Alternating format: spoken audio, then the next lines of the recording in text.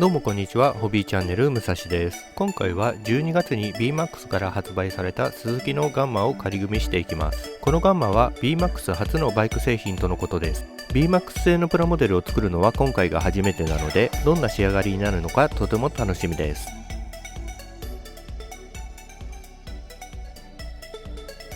内容物は4枚のランナー、フロントカウル、クリアパーツ、ゴム製のタイヤ、ネジやパイピングケーブルが入った小袋に分けられています。デカールですが、タバコスポンサーのロゴは残念ながら含まれていませんでした。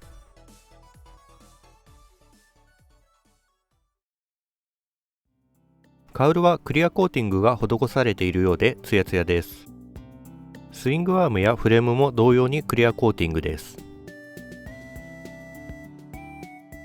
チェーンは2パーツ構成で溝が再現されています。タイヤと一緒にメッシュのシートが入っていました。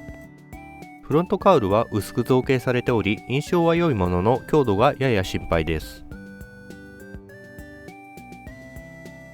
リアダンパーのスプリング部分は金属製のようです。説明書には製造及び販売が BMAX であることが記載されており、住所はマカオとなっています。またトップスタジオのロゴが確認できますが、このブランドがどのような役割を担っているのかはよくわかりません。さらにイントロダクションの下部には資料協力月間モデルグラフィックスと記載されています。発売元はプラッツであり、この製品には複数の企業やブランドが関与していることがわかります。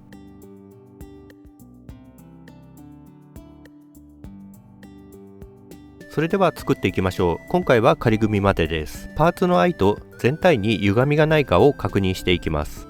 まずパーツの切り出しですが、ランナーとパーツをつなぐゲート部分が異様に太いです。ニッパーでパーツギリギリに切り離すと、引きちぎれるようにパーツにへこみができてしまいます。よく切れるニッパーを使うか、パーツから離れたところで切り離してからさらに残ったゲートを切り取る二度切りが必須になります。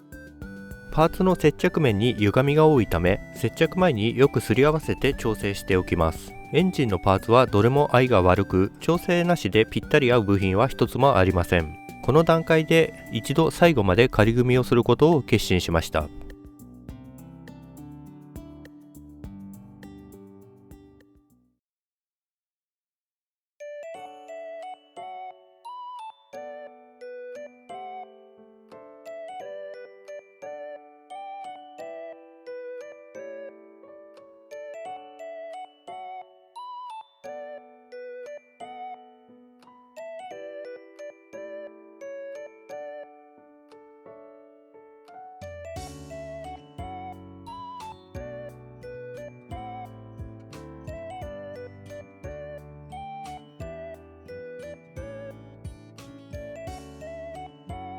塗り分けをするために後で分解したい部分は木工用ボンドで仮止めしておきます。木工用ボンドなら後で簡単にパリッと剥がすことができます。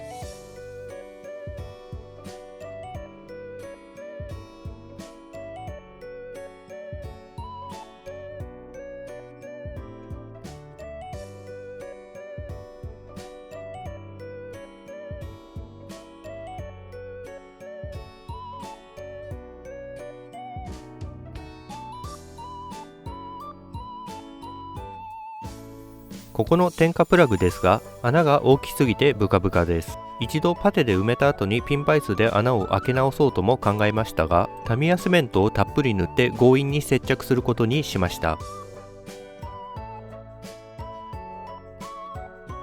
ここもパチピタにはいきません。よくすり合わせてから接着します。すり合わせせずに強引に接着することもできますが、その場合わずかなズレが積み重なり、どこかで大きな問題が生じる可能性があります。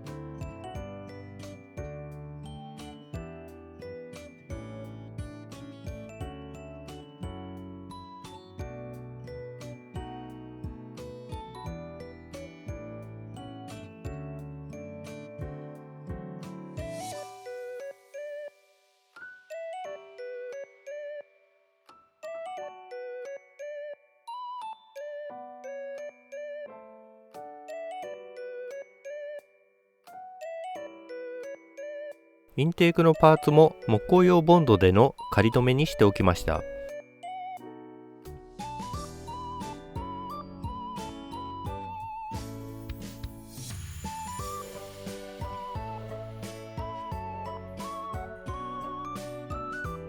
木工用ボンドが固まるまでマスキングテープで固定しておきます。ラジエーターは2パーツ構成で、裏も表も綺麗なモールドが入っていました。ラジエーター側面のパーツは意外なことに何の調整もせずにぴったりと合いました。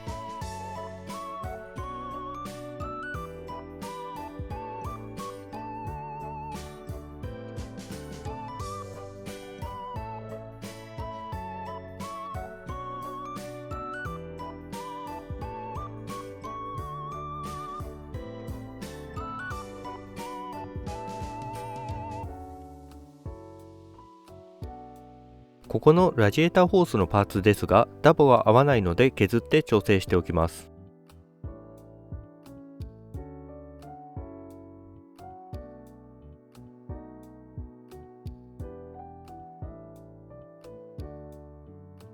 フレームを組み立てていきます。説明書の指定の箇所にピンパイスで穴を開けます。フレームの内側は別パーツで再現されていて好印象です。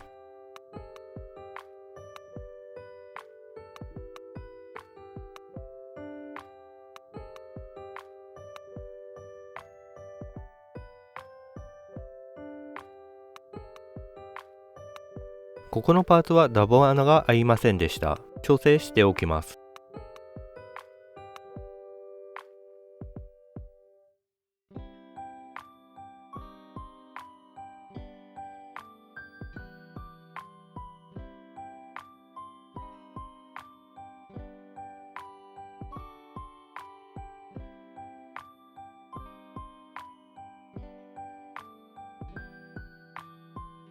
このパーツは隙間が空きます。フレームが歪んでいるのかパーツが寸足らずなのかよくわかりませんが、見えない箇所なのでそのままにしておきます。フレームとエンジンを結合します。特に引っかかりもなくすんなり入りました。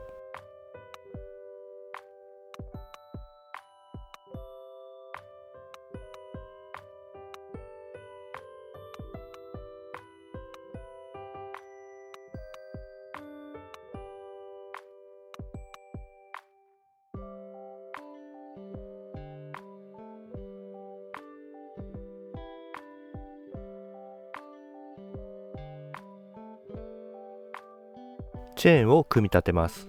ゲート跡をデザインナイフとヤスリできれいにしてパーツを貼り合わせます。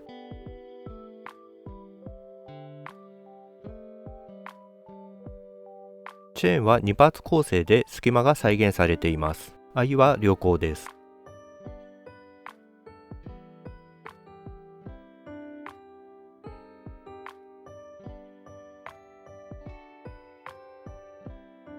出来上がりはこんな感じです。ちょっとシャープさが足りない気がしますが、プラスチック成形だとこんなものでしょうか。説明書には指示がありませんでしたが、チェーンはこの位置で切るのが正解でしょう。チェーンを切ったらスイングアームに通してみます。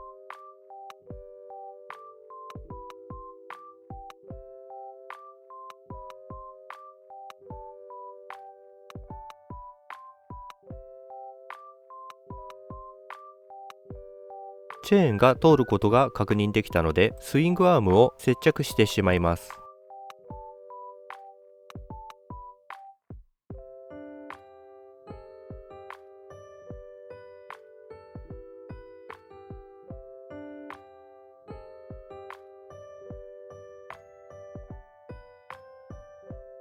リアタイヤを組み立てていきます。ブレーキディスクは後で色を塗りたいので木工用ボンドで仮止めしておきます。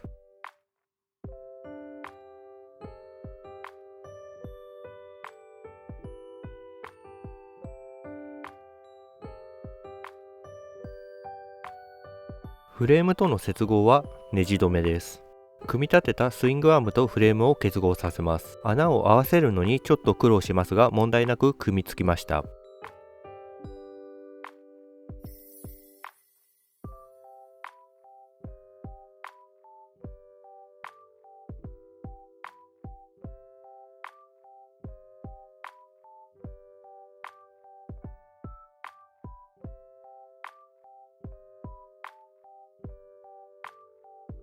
スプロケット部分はピン状のパーツで取り付けます。リアダンパーを組み立てます。内部にポリキャップを組み込むようになっていました。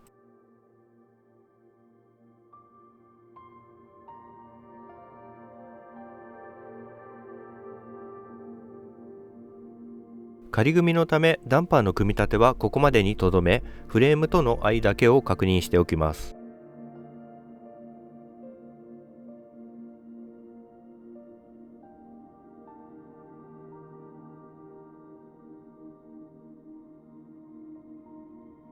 チャンバーを組み立てていきます。複雑な形状ですが、意外に合いは良く、端の部分を少し削るだけでぴったりと合いました。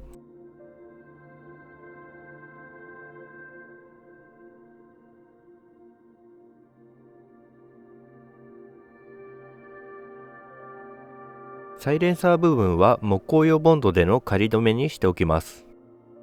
エンド部分のパーツはダボが少し長いようなので、わずかですが切り飛ばしておきます。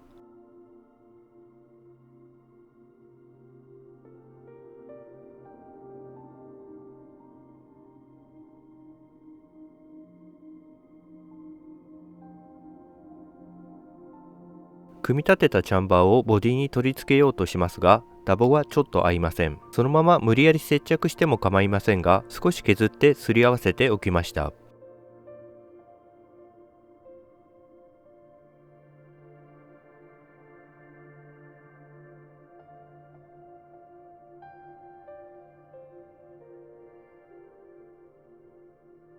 すり合わせができたらフレームに取り付けます。接合はネジ止め式でした。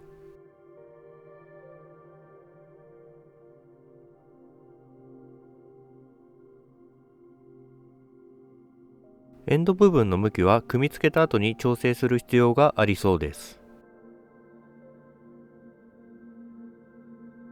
このパーツはデスビなのでしょうか。省略されそうなところですが、別パーツで再現されています。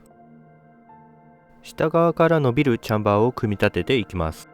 接着跡はできますが、こちらも合いは良好です。こちらもサイレンサー部分は木工用ボンドでの仮止めにしておきます。エンドの部分も仮止めです。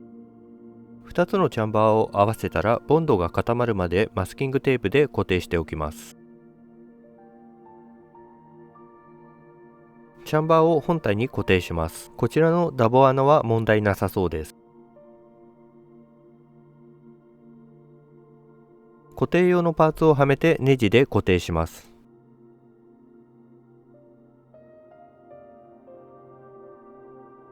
マフラーエンドのパーツは向きが逆でした。ステップを仮で取り付けますが、ダボ穴が合わないのでデザインナイフで広げています。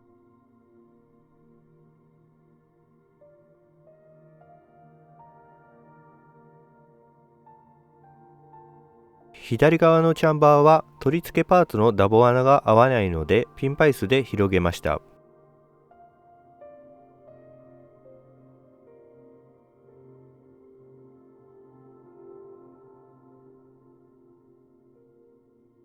ネジ穴の方は大きすぎてネジが空回りしてしまいます。一度取り外し、応急処置として木工用ボンドをネジ穴に流し込んで固定しました。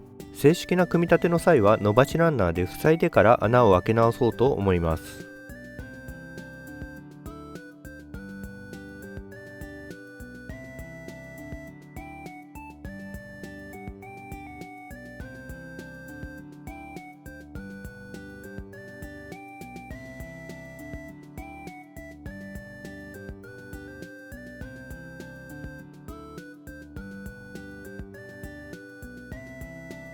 他のパーツを木工用ボンドで仮止めしていきます。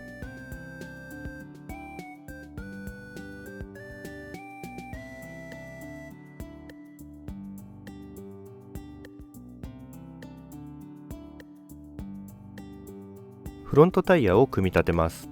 フロントタイヤのゴム部分なのですが、ちょっと大きい感じでよくなじませる必要があります。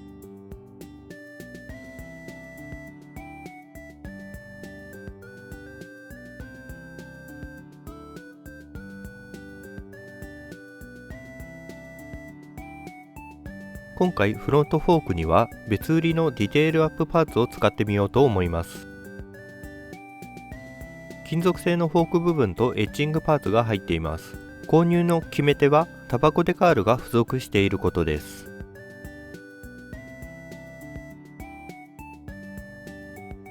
組み立てていきます。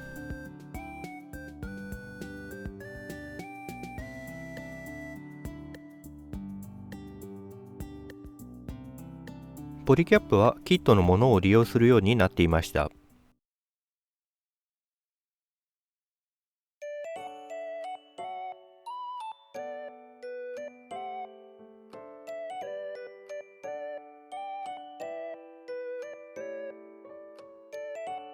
ここも後で塗装するので木工用ボンドでの仮組みとしておきます。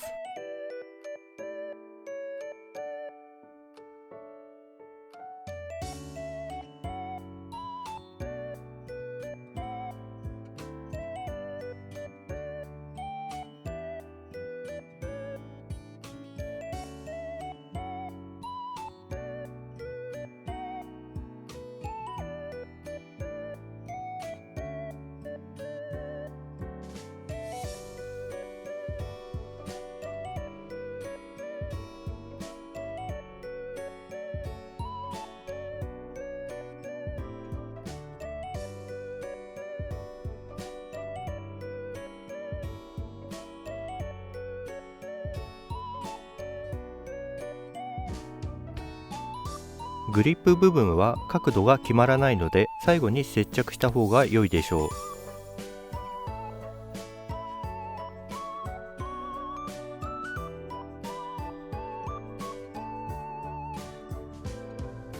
フロントフェンダーの合は良好です。接着してからフロントフォークにはめ込みます。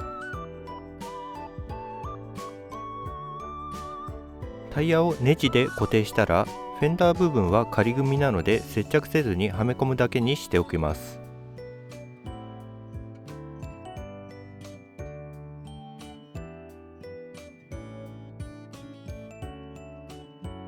組み立てたフロントフォークをフレームに取り付けます。ネジで固定するのですがちょっとグラグラします。ここはフレーム側の穴を調整した方が良いかもしれません。ステアリングバンパー部分は稼働するようになっていました。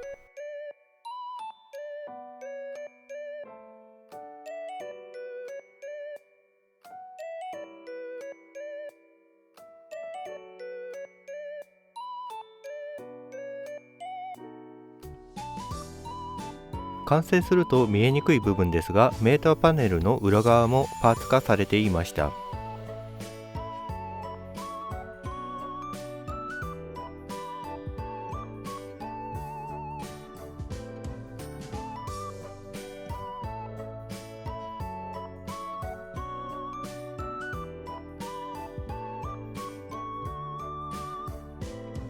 タンクを組み立てます。ゲート跡が合わせ目に干渉するためヤスリで整えておきます。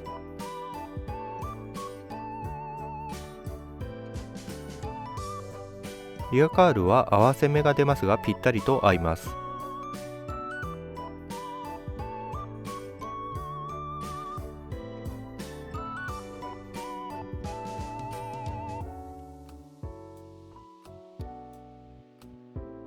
組み立てたカウルを本体に取り付けます。チャンバーがうまく収まるかどうか心配でしたが問題ありませんでした。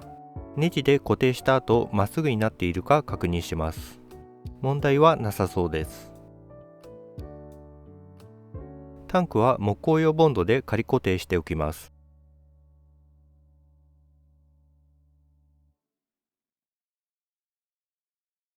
シートも木工用ボンドで仮固定しますが、リアカールを留めているネジの頭が目立ちます。シートの下に来るようにはならなかったのでしょうか。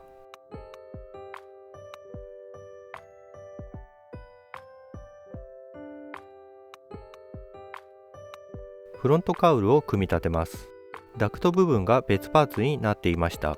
端が少し干渉するのでデザインナイフで調整しておきます。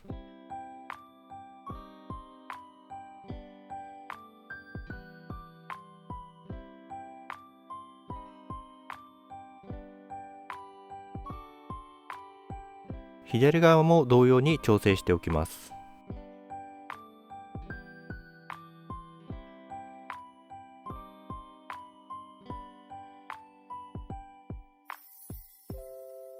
風防部分の透明パーツも木工用ボンドで仮止めしておきました。愛は良好です。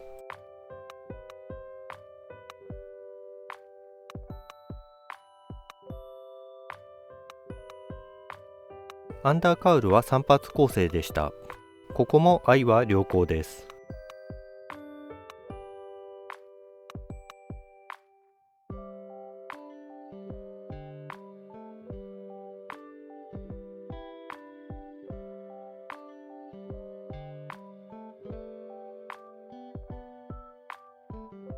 カウルをボディにかぶせてみます。